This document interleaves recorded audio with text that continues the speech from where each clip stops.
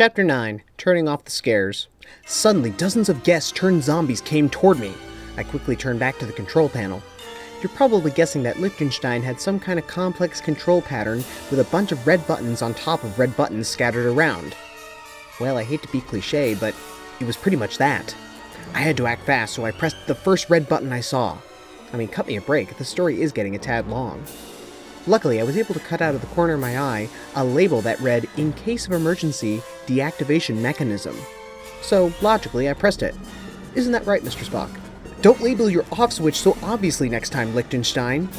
Soon, all the guests started to lose their horrific appearance, and Lana and Nicholas started to get up off the ground and return to normal. I saw a storage trunk in the corner, figuring it housed my whip.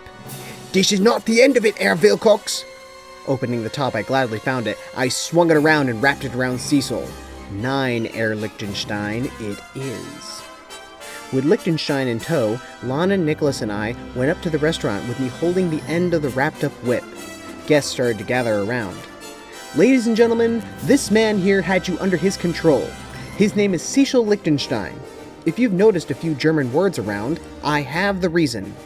He is a follower and sympathizer of the Nazi Party, and he would have turned you into his own personal army and made you worship the old dictator crackpot if it weren't for, Danny, a little too much, let's just say, proudness?"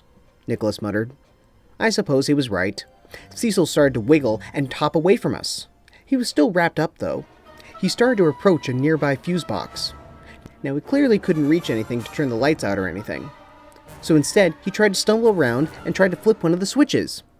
He must have not known every single electrical system here, because a charge came from the box and launched Cecil Liechtenstein straight into the pool, where he sank to the bottom.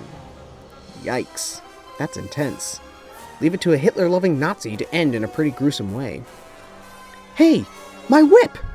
I dashed to the splash zone part of the pool and reached in.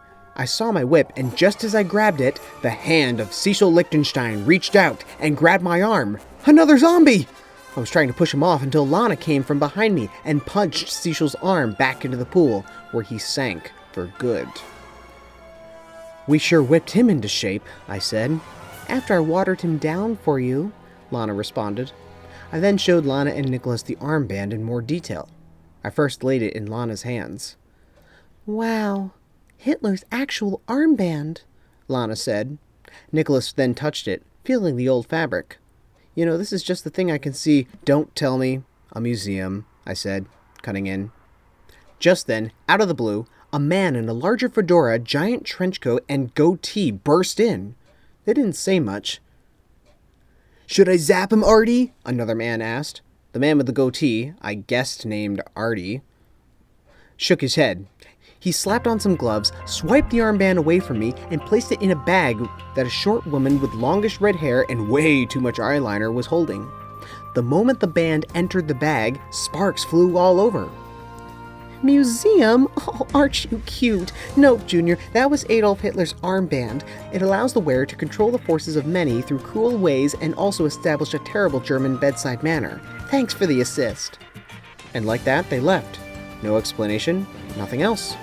Well, how many artifacts could they possibly have? Definitely not a warehouse full. Jerks.